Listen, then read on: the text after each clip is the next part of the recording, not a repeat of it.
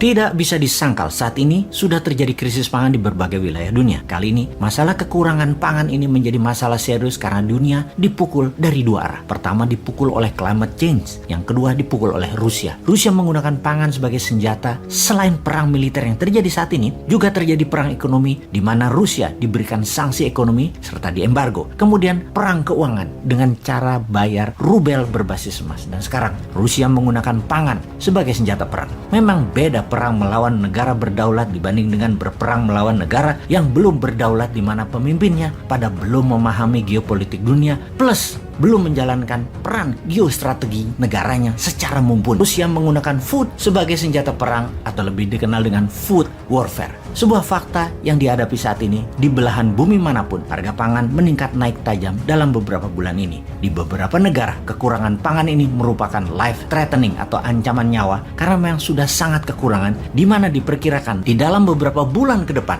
300 juta jiwa di beberapa wilayah dunia akan mengalami kelaparan seperti di Afrika, Asia Barat, dan Amerika Latin. Dan kalau tidak ditangani segera dalam beberapa bulan ini, dunia akan mengalami masalah pangan dalam dekade ini. Untuk hal ini, tidak ada satupun negara yang bisa menyelesaikan masalah pangan ini sendiri. Yang jadi pertanyaan, apa penyebab kekurangan pangan ini? Ketika dunia saat ini terjebak dalam multi-front war atau beragam bentuk perang, ternyata penyediaan pangan menjadi senjata perang atau food weaponized. Salah satunya dengan menahan gandum, dan Amerika menuduh Rusia untuk hal ini. Gandum adalah makanan utama di berbagai wilayah seperti Afrika Timur, Afrika Utara, Asia Barat, Eropa, dan Amerika tentunya. Biden kemudian menuduh Putin untuk memenangkan perang. Putin membuat dunia kelaparan. Antony Blinken, Menteri Luar Negeri Amerika di PBB mengatakan perbuatan Rusia menyerang dengan menahan ketersediaan gandum dan grain memukul pangan dunia hingga minus 10% pengaruhnya dan membuat naik harga pangan dunia hingga 15% dalam waktu 3 bulan ini saja.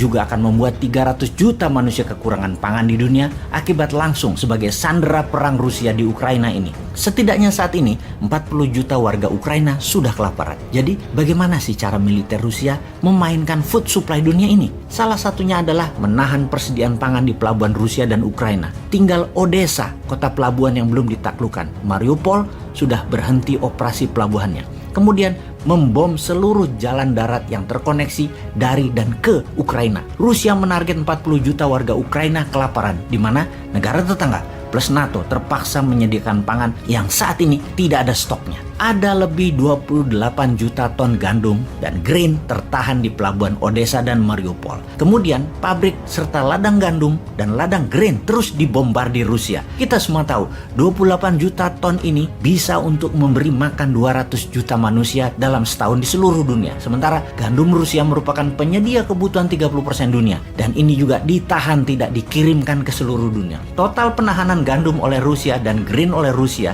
atau produksi Ukraina dan Rusia bisa membuat 400 juta manusia di dunia ini kelaparan. Dengan tuduhan Amerika dan Eropa atas tindakan Rusia yang mengakibatkan dunia kelaparan, apa jawaban Moskow? Sesungguhnya Amerika dan sekutunya lah yang disalahkan karena mengembargo dan memberikan sanksi ekonomi ke Rusia. Aslinya yang membuat food supply dunia bermasalah sekali lagi adalah perilaku Amerika dan sekutunya yang mengembargo dan memberi sanksi ekonomi ke Rusia. Ada lebih 10.000 sanksi ekonomi dijatuhkan ke Rusia yang membuat bukan saja gandum tidak bisa dikirim, namun banyak lagi jenis pangan lain yang terhalang, terdisrupsi ketersediaannya dan distribusinya. Ukraina Rusia penghasil biji-bijian, gandum, jagung, dan minyak bunga matahari yang sangat mempengaruhi dunia. Ketika Guterres, Sekjen PBB, minta Rusia melepas produk-produk tadi, Rusia minta sanksi ekonomi ke Rusia juga dicabut. Sebuah tawar-menawar yang setara dan kejam tentunya. Itulah tindakan negara berdaulat, tidak bisa ditawar dalam arti sebenarnya. Medvedev, wakil Rusia di PBB yang juga mantan presiden Rusia, mengatakan nggak adil kalau kalian mengsanksi ekonomi rakyat Rusia tetapi kalian minta lepas pangan untuk kepentingan kalian. Itu tindakan dan permintaan yang aneh. We are not idiot. Kalimat "kami bukan orang bodoh" merupakan ucapan tantangan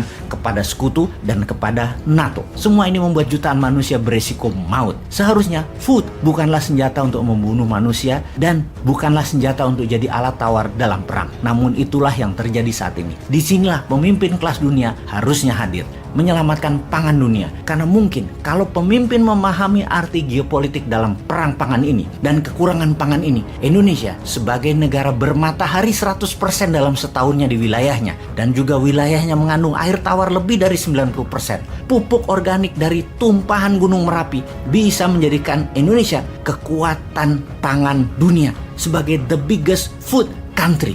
Hal ini sahabat semua, semoga pada paham.